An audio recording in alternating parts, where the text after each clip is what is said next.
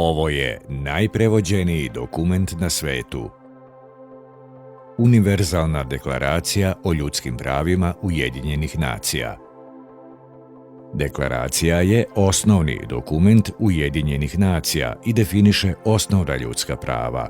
U idealnom svetu ovo bi bilo dovoljno. Nažalost, ne živimo u idealnom svetu.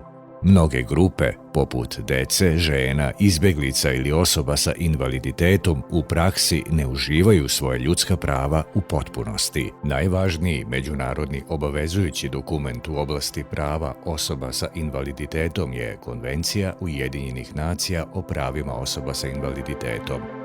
I samo na članu 19 konvencije koji najkonkretnije govori o tome i podsjetiti vas, jer verujem da većina, ako ne svi znate, da taj član propisuje da će strane ugovornice konvencije imati obavezu da podržavaju samostalni život i uključenost u zajednicu osoba sa invaliditetom kroz preduzimanje odgovarajućih mera, da moraju osobama sa invaliditetom omogućiti da one biraju gde i kako i pod kojim uslovima će živeti, u kom okruženju.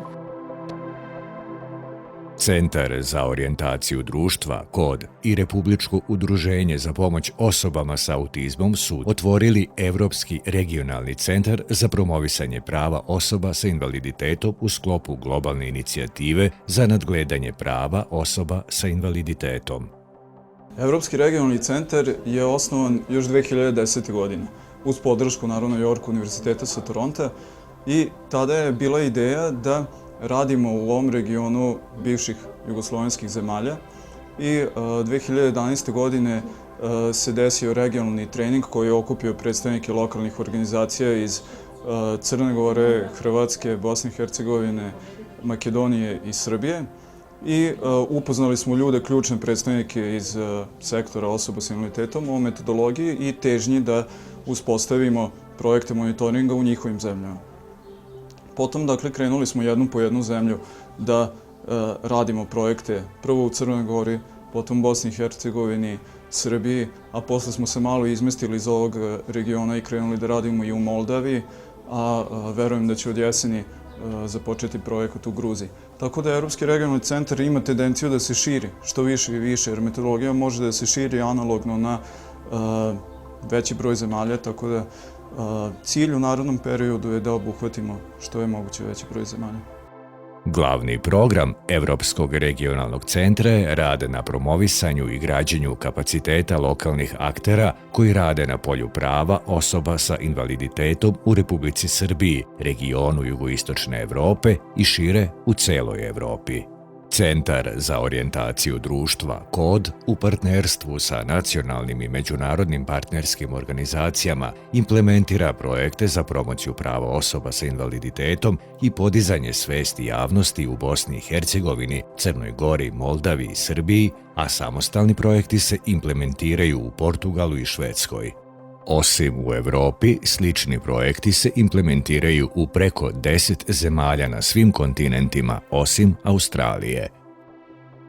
To je globalna inicijativa koju je pokrenuo York univerzitet i pored ovog našeg Evropskog regionalnog centra koji je ugostio Centar za orijentaciju društva kao organizacija koja se bavi pitanjima osoba s invaliditetom u partnerstvu sa Republičkim udruženjem za pomoć osobama sa autizmom. Dakle, pored ovog našeg regionalnog centra ima još 3 u Africi, Južnoj Americi i u Aziji. Najveći deo regiona jugoistočne Evrope još uvek je u procesu tranzicije.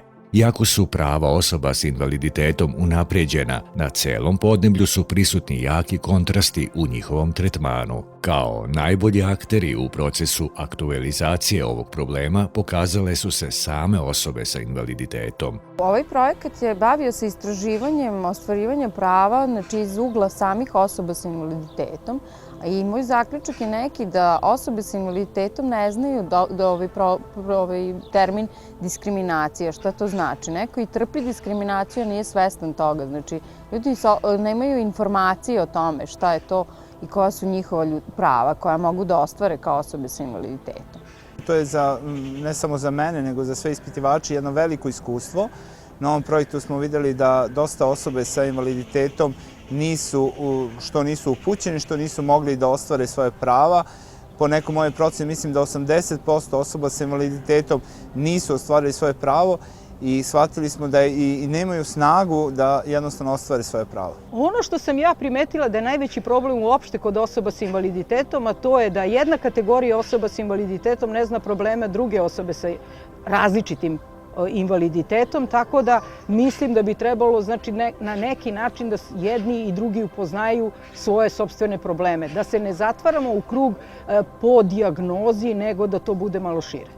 Svrha centra je zapravo da podrži lokalne organizacije osoba sa invaliditetom, da ih osnaži, da budu u mogućnosti da rade jedan kontinuiran monitoring, odnosno nadgledanje njihovih prava, kako se ta prava poštuju i kako se ostvaruju u praksi, putem metodologije holističkog monitoringa koja je razvijena od York univerziteta i da putem projekata koje imamo u svakoj zemlji oni budu obučeni, dakle same osobe s invaliditetom, kako da izveštavaju o svojim pravima, koje međunarodne institucije da koriste u zaštiti svojih prava, koje nacionalne institucije, dakle da budu osnaženi da preuzmu stvari u svoje ruke i da oni budu ti koji će odlučivati o svojim sudbinama.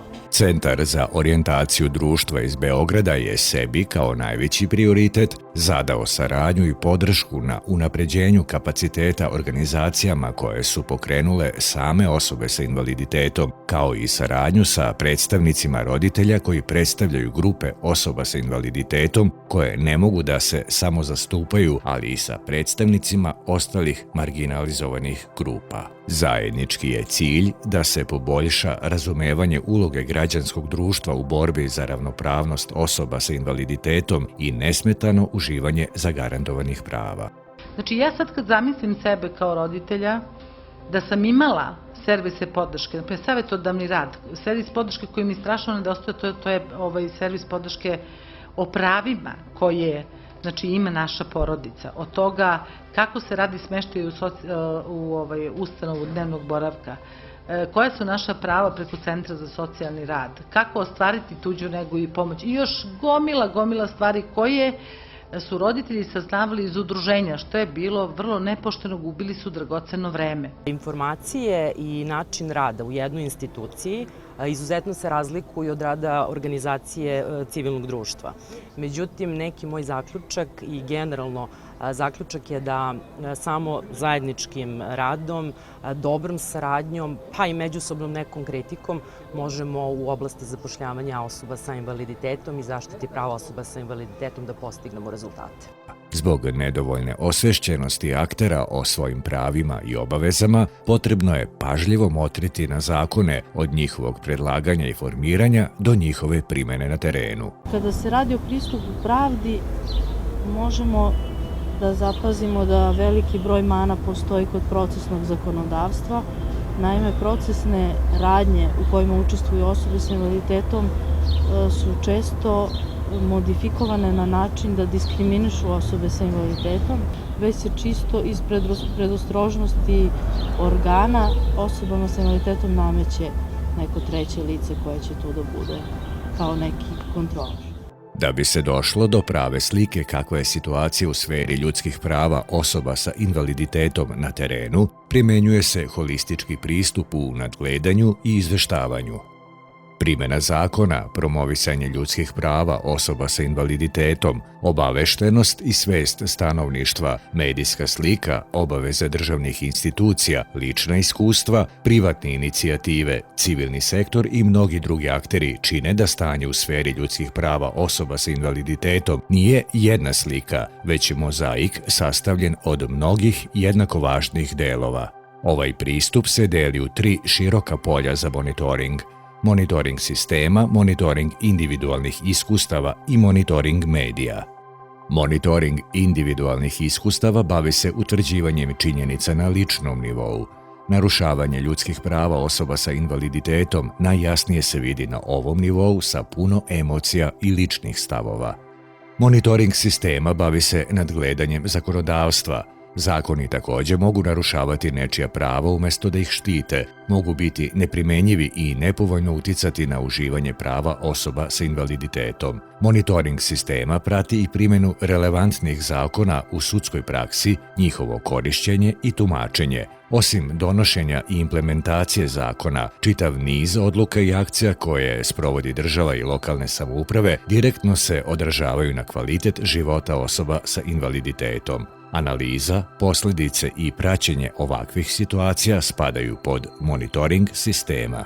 Monitoring medija prati medijsku sliku koja se dovodi u vezu sa osobama sa invaliditetom. Analizira se način na koji mediji prate teme koje se bave osobama sa invaliditetom. Mediji, pre svih televizija, imaju veliki uticaj na doživljaj koji javnost ima o osobama sa invaliditetom i njihovom životu. Znači, da jedna veličina ne paše svima.